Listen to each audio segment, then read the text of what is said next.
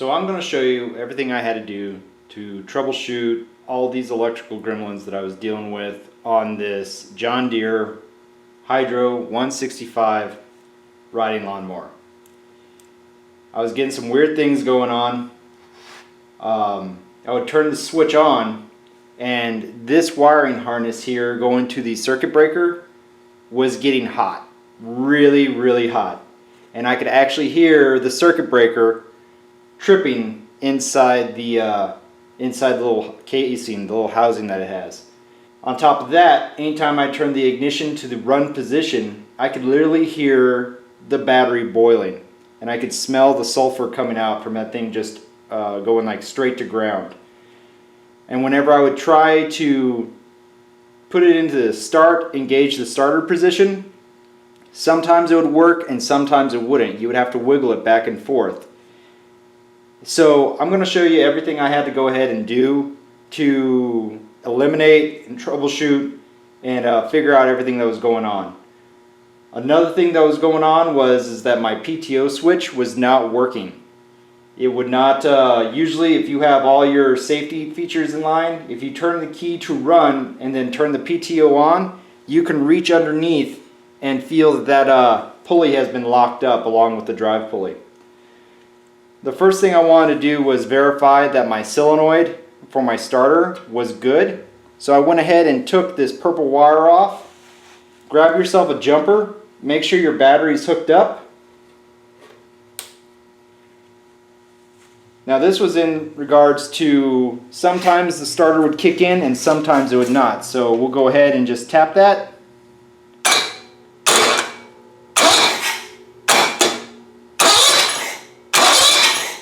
Alright, so my solenoid was good.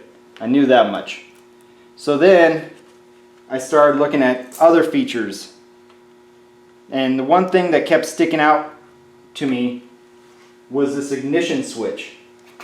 So I went ahead and ordered a new ignition switch. And the first thing I noticed with this new ignition switch was that it actually came with a special, its own prong. This guy was... These two yellow wires were laying loose inside the casing. So this is the old starter switch. So I started kind of looking at it, trying it out, and I noticed I would go, this is the off position, there's on position, you heard the click, and then it would click again, and I'm not exactly sure what it's supposed to do that time, and then it would twist for engagement. So I knew something was up. Everything started happening whenever I would go into that we will call it the first run mode. And that's when everything started getting hot. Like the whole wiring harness was just getting hot. So I'm pretty sure that this is either the wrong ignition switch or it was going just straight to ground. And then after that it would click again and then you would have start. Now I went ahead and I bought myself a new ignition switch. And it only has two features. It has off and in the run position. And when I do that, if I go ahead and turn the PTO on, it locks up on me. See? It spins the whole chingus. So go ahead and turn that PTO off and it just spins. So now I turn the key and we're good. So I never thought a bad ignition switch or a wrong ignition switch would give me so many problems. But it turns out that these yellow wires are actually for the idiot lights on the dashboard. And I'll show you that here in just a little bit. That new ignition switch is, I picked it up on Amazon, and this is actually the part number here for it. Don't know how well you can read that, but it was 20 bucks. I think it was a good investment. We're good to go. Everything else works. All my safety permissives work. Here's that close-up view of the purple wire on the starter solenoid that I just wanted to show you. I also wanted to show you what the circuit breaker looks like. I know this is kind of in the dark here, so you're just gonna have to take my word for it, but it's just a little black rectangular box that the power leads are coming into. That was what was tripping. That was what's making me nervous the most whenever it was just making that noise. And of course, since I filled it full of gas, the idiot lights don't come on. Finally got my coil in. I ordered one off Amazon that came in, and it turned out to be the wrong one. It did not fit at all. So I just went ahead and bit the bullet, and I went to the John Deere dealership and picked one up. It was like 63 bucks. It was pretty much the same price as what the other guys were selling theirs for online. I trusted better ordering it from them because they had the parts diagrams right there on the computer, and they could look it all up and the VIN number and everything like that. But I went ahead and did the air gapping, which is 12/1000ths of an inch, and I got it set up just right. There's just a little bit of drag on that. It comes without a boot, so you'll have to go ahead and order yourself a boot and a plug, metal cap, and I'll show you the part numbers that I used on those. This is the part number for the coil. This AM101065 is actually the John Deere part number, even though it does come in a Kawasaki box because it is a Kawasaki motor. John Deere just goes ahead and orders it from them, and they slap their sticker on it. For the cap and boot, I picked it up on Amazon, and that's the number for it. It does say Briggs and Stratton, but it works just fine. I didn't even have the proper crimping tool. I just ended up using some pliers, so we'll see how well that kind of turns out. For my PTO switch, I went ahead and just ordered it on Amazon, and this is the part number that they strapped to it. It's actually a Stins, and that's the part number that I used, and then down below that's the Amazon part number that you go off of. Alright, some good and bad news in regards to my flat pulley. I went ahead and ordered it from John Deere. It was about the same price as all the other ones, but I couldn't find one the right size. Most of these flat pulleys that I was found were just for mower decks, and they were like 4 inches, and this guy's like a 3 inch or like a 3.5 inch. But I went ahead when I was ordering the coil, and I ordered it from the John Deere guy as well, and that came in.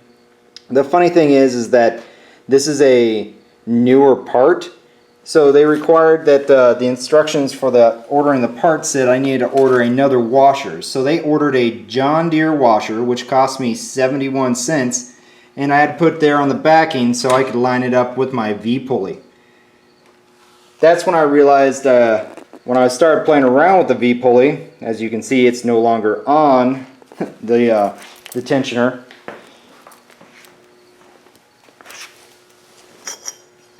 That's because it's seized up.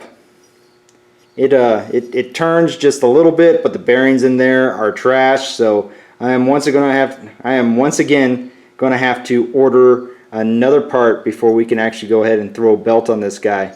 But it moves just a little bit. Yeah, that's about as much as I can get out of it. So we'll get that started. Now that I have a coil that actually makes spark, and it's the proper coil, I can now go ahead and finish up my fuel line system. I went ahead and installed it, put the cap on for right now. I'm going to get a new cap for that guy. Got the fuel line hooked back up. We're going to go ahead and see if we can get some fuel going on inside this carb here, because we are going to try to fire this up. I'm going to go ahead and finish the install on my PTO switch and my ignition switch, and then we're going to see what we can get, if we can get this guy to fire up. If we can get to fire up, I'm going to feel so much better, because I have dumped a lot more time and money into this one than the last build.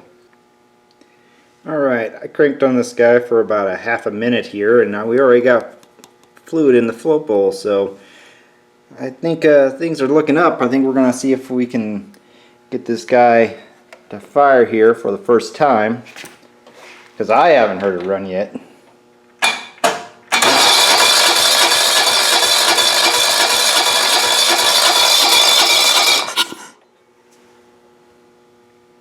Alright, and now we have fuel dropping out of the hose. filter here. It goes on up to our little diaphragm pump, and then from there it goes into our carburetor, which is right there. But for right now I got the hose off because I want to make sure that the fuel is coming out, making sure that the pump works, which I'm pretty sure it is. Oh yeah. Yeah. I should go ahead and button that up real quick. Alright. Yeah, these hose clamps aren't the greatest. Alright, let's see what she does.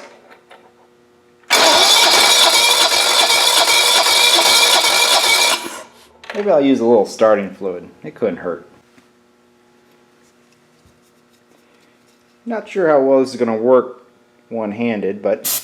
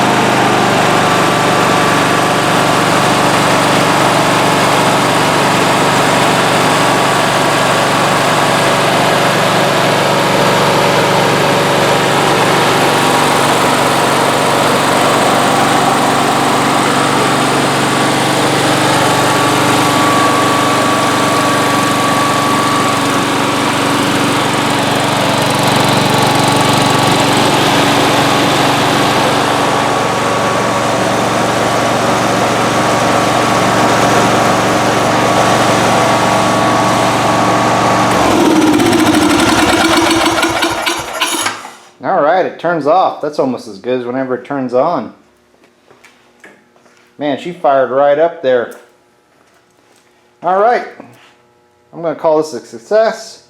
We're going to get the cover put on, and then I'll start her up one more time, because I think I'm going to have to take at least this part of the carburetor off so I can get to these bolts. And one more thing about this is, like, all the hardware for this guy is missing, so I'm gonna have to piece something together. So I'll give you another update